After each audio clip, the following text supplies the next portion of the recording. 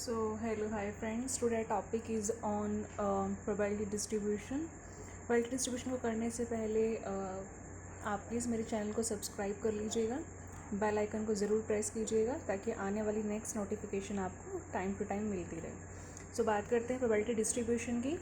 Probability distribution जो है ये स्टैट्स का पार्ट है। बेसिकली इसको दो पोर्शन में डिवाइड किया गया है, continuous probability distribution and secondly discrete probability distribution. Distribution का मतलब क्या होता है? डिस्ट्रीब्यूशन का मतलब होता है बंटवारा, बांटना चीज़ों को, ठीक है। और ये प्रोबेबिलिटी डिस्ट्रीब्यूशन है माने कि जो भी हमारी संभावनाएं रहती हैं, जो भी हमारी प्रायिकता रहती है, उसका वितरण किस तरह से करते हैं। तो वो दो प्रकार से किया जाता है। कंटिन्यूस मतलब लगातार किस तरह से कर रहे हैं, और डिस्क्रीट जो है आपका फ्रिक्वेंसी मोड बेस्ड रहता है। बात करते हैं आगे। कंटिन्यूस प्रोबेबिलिटी डिस्ट्रीब्यूशन में सिर्फ एक ही पार्ट होता है, वो है आपका नॉर्मल डिस्ट्रीब्यूशन, आप देख सकते हैं यहाँ पे। एंड इसके बाद जो हमारा डिस्क्रीट प्रोबेबिलिटी डिस्ट्रीब्यूशन है उसके दो पार्ट्स हैं बेसिकली, बाइनोमियल डिस्ट्रीब्यूशन और दूसरा है हमारा पॉइजन डिस्ट्रीब्यूशन। तो आज हम जो बात करेंगे वो नॉर्मल डिस्ट्रीब्यूशन के ऊपर जो है बात करेंगे, बिकॉज यहाँ से आपका जो है मैक्सिमम क्वेश्चंस एग्जाम में आ जाते हैं। इसके अलावा एक चीज़ और है यहाँ पर, जो हमारा जितना भी आप स्टैट्स पढ़ते हैं, चाहे वो किसी भी क्लास का पढ़ें, ओवरऑल जो भी हमारा, चाहे वो बिजनेस स्टैट्स हो या एडवांस स्टैट्स हो, किसी भी लेवल का हो, आर्ट्स में, कॉमर्स में, तो जितना भी हमारा स्टैट्स रहता है वो टोटली बेस्ड रहता है नॉर्मल डिस्ट्रीब्यूशन पर। हमेशा नॉर्मल डिस्ट्रीब्यूशन के बेस पर ही क्वेश्चंस को मेंटेन किया जाता है बाय ऑथर और राइटर। जो बाइनोमियल डिस्ट्रीब्यूशन और पॉइजन डिस्ट्रीब्यूशन है, ये एक लिमिटेड एरियाज़ में जो है इस्तेमाल किए जाते हैं। अगर आप कभी इनके चैप्टर्स भी देख पाएंगे बुक में, तो ये बहुत ही लिमिटेड से रहते हैं। जो ये टॉपिक है वो ये ऑल ओवर जो भी हमारे एग्जाम्स कॉमर्स रिलेटेड जितने भी क्वेश्चंस आते हैं या आर्ट्स रिलेटेड जो भी हमारे क्वेश्चंस रहते हैं, फर्स्ट पेपर रहता है आपका, है ना, तो वहाँ पर ये जो है आपका ओवरऑल जो क्वेश्चन है वो बनकर आता है। चाहे किसी भी लेवल का आप एग्ज़ाम देते हैं रिलेटेड टू कॉमर्स हो या किसी भी आपके अकाउंटेबिलिटी का क्वेश्चन हो। बात करते हैं नॉर्मल डिस्ट्रीब्यूशन की। तो नॉर्मल डिस्ट्रीब्यूशन को हिंदी में बोला जाता है प्रसामान्य वितरण। मतलब इसको डेवलप किसने किया? डी मॉर्वे ने, और 1733 में इसको जो है इन्होंने इसको डेवलप किया। लेकिन इसको एक्सप्लेन किसके द्वारा किया गया इनके अलावा?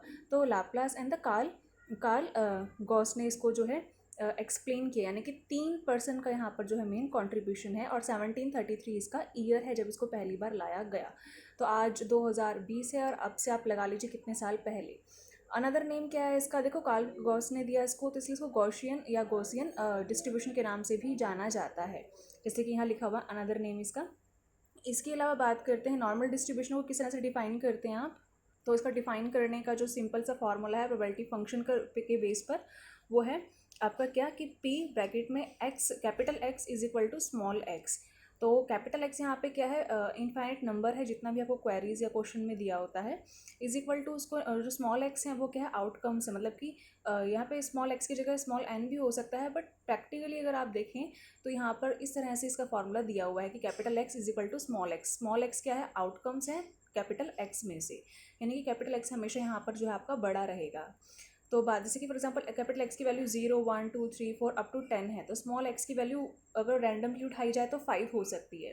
तो उसके बेस पर क्वेश्चन को कैसे सॉल्व करते हैं? फॉर्मूला है 1 में अंडर रूट किया है इसमें 2 टाइम पाई, और मल्टीप्लाई किया है उसको स्टैंडर्ड डेविएशन से। जो आप ये साइन देख रहे हैं स्टैंडर्ड डेविएशन का साइन है, इस तरीके से इसको बनाया जाता है आधे नए की फॉर्म में। और मल्टीप्लाई किया है इसे ई से। ई की वैल्यू वही है जो मैथ्स में रहती है 2.71828, या फिर 833 भी लिखते हैं उसको आप। और ई की पावर क्या है? -1/2 ब्रैकेट स्टार्ट है X minus mean divided by standard deviation whole square. तो ये इसका क्या है? एक तरह से फॉर्मूला है। बात करते हैं, देखिए फॉर्मूला इतना कोई वो है नहीं आपका कि आपसे लर्न ना हो, इजीली लर्न ये हो जाएगा। बात करते हैं यहाँ पे नॉर्मल डिस्ट्रीब्यूशन को स्टैंडर्ड नॉर्मल वेरिएट के फॉर्म में भी डिफाइन किया जा सकता है। उसके लिए फॉर्मूला ये रहा, और एक्चुअली में फॉर्मूला इसी से ही निकल कर आया है। अगर आप देखें तो यहाँ पर जो ये ई की पावर में -1/2 एक्स माइनस मीन अपॉन में स्टैंडर्डाइजेशन का फॉर्मूला जो मैंने स्केयरिंग लिखा है, सिर्फ इसी पोर्शन को यहाँ पर जो है जेड की फॉर्म में लिख दिया गया है। तो दैट्स वाई यहाँ पे बस इसकी जगह आपका जेड आ गया, और ऐसे ही आपको यहाँ पर जो है इसकी जगह इसको z की फॉर्म में लिख दिया। तो आपका बेसिकली ये स्केयरिंग की फॉर्म में ऐसे रहेगा, यानी कि आप जहाँ पर z इज इक्वल टू जो है आपका standard normal variate is equal to X minus mean upon में स्टैंडर्ड डेविएशन, इसका क्वेश्चन में बताया भी हुआ है। तो ये है इसका बेसिकली फॉर्मूला। अब बात करते हैं कि क्वेश्चन में जो मीन ऑफ जेड है वो इज इक्वल टू हमेशा जीरो रहेगा। जो आपका स्टैंडर्ड नॉर्मल वेरिएट का जो फॉर्मूला है उसमें मीन हमेशा जो है जेड का इज इक्वल टू जीरो रहेगा, लेकिन स्टैंडर्ड डेविएशन हमेशा आपका वन के इक्वल रहेगा। बात करते हैं ग्राफ की, तो नॉर्मल डिस्ट्रीब्यूशन कर्व कहा जाता है।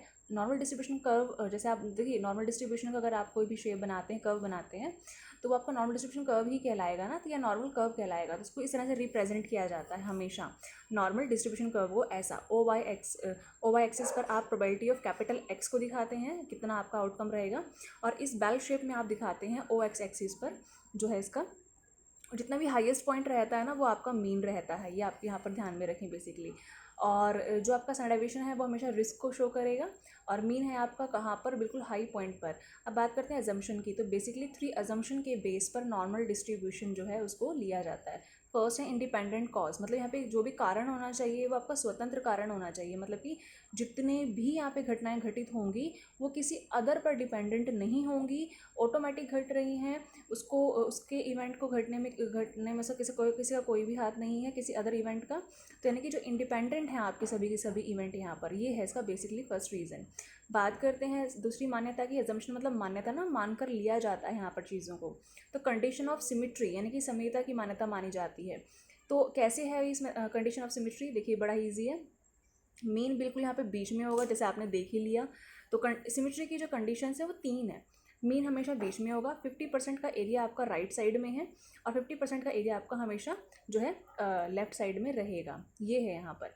और नेक्स्ट जो आपका है वो है तीसरा रीज़न, सॉरी अजम्पशंस, वो है मल्टीपल कॉजेशन। यहाँ पे अनेक कारण कि lot of cause to affect the event, जितने भी इवेंट यहाँ पे घटित होंगे उनके घटने में या उनको बहुत सारे जो आपके कारण है वो यहाँ पर क्या करेंगे, जो है इफेक्ट करेंगे, बहुत सारे रीज़न होने चाहिए। इसके अलावा बात करते हैं हम नेक्स्ट फीचर्स प्रॉपर्टीज़ की या फिर करेक्टरिस्टिक ऑफ नॉर्मल डिस्ट्रीब्यूशन। तो फर्स्ट है परफेक्टली सिमेट्रिकल या फिर बेल शेप होना चाहिए। जो आपका इसमें कर्व बनाया हुआ ना 3 कंडीशन के बेस पर, इन्हीं 3 कंडीशन के बेस पर हम क्या कहते हैं, परफेक्टली सिमेट्रिकल है यानी कि बेल शेप है। इसके अलावा अगर हम बात करते हैं नेक्स्ट की जो यूनि मॉडल डिस्ट्रीब्यूशन है, यूनि मॉडल का मतलब क्या है कि यहाँ पे मैक्सिमम हाइट जहाँ पर है वहाँ पर ही एक ही पॉइंट पर होती है सिर्फ मैक्सिमम हाइट, और जो कि मीन आपका जहाँ पर कहलाता है। तीसरी बात ये है आपका कि मीडियन और मोड को हम कैपिटल जेड से डिनोट करते हैं, तो ये तीनों हमेशा क्या रहेंगे यहाँ पर, इक्वल रहेंगे। इसकी तीसरी प्रॉपर्टी है।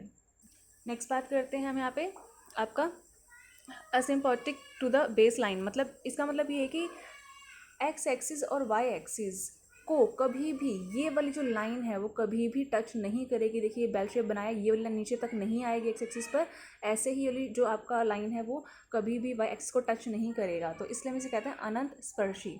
रेंज की बात करें तो रेंज इसका माइनस इनफाइनाइट से प्लस इनफाइनाइट तक रहता है, यानी कि प्लस वाले नंबर से लेकर माइनस वाले नंबर तक ही रहेगा, यानी कि रेंज इसकी इनफाइनाइट है, मतलब कि अनंत है।